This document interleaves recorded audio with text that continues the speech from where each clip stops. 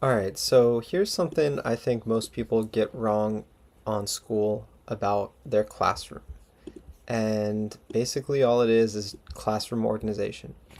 I think people have this misconception about classroom organization where they should just have nine, 10, it's three across. They should have like nine, 10 different classrooms in their school classroom, or courses, I should say, with the banners and everything.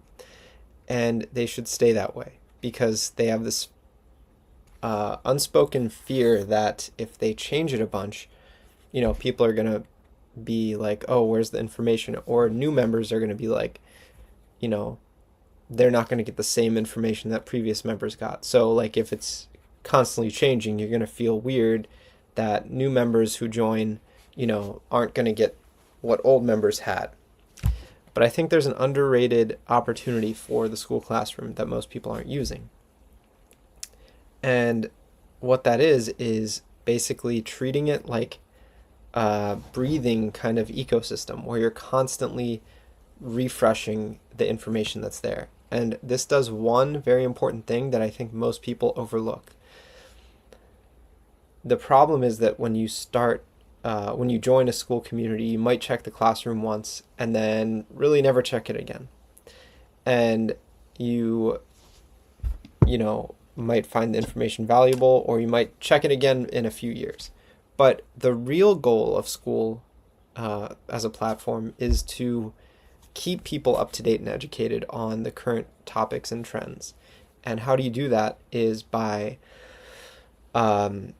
keeping it fresh in there. And this doesn't mean new information. This means the same information told in new ways. Constantly just seeing how many ways you can share the same information and seeing what really sticks. Because most people aren't in a place where their system really works. But once you are in that place where your system really works, then you can start creating a more cohesive pipeline to get tons of new members in.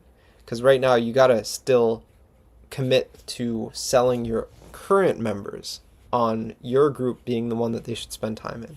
Because even the people who are in like 100 different school groups, they still have a finite time amount of time during the day where they can choose to be on Skool, and they're probably not going to join or be active in every single group that they're in. And there's a very much smaller amount of people who are active in a ton of different communities. But that's not what you can rely on. You have to rely on getting new members all the time, fresh people, fresh blood. That's just how business works. You got to have a constant, steady supply of new leads to teach things and to share things and to sell things to. So this is why I think people think Skool classrooms is a set it and forget it thing. But I think you're really missing out. Like, you should keep it a narrow band of information and don't add tons of old stuff in.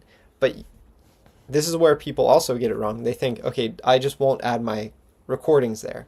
No, you should still add your recordings there, just don't publish them.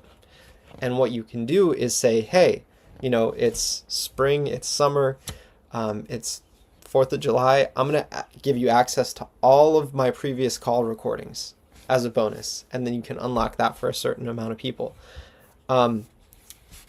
But yeah, if you just have it sitting there and accumulating, people won't necessarily find it valuable.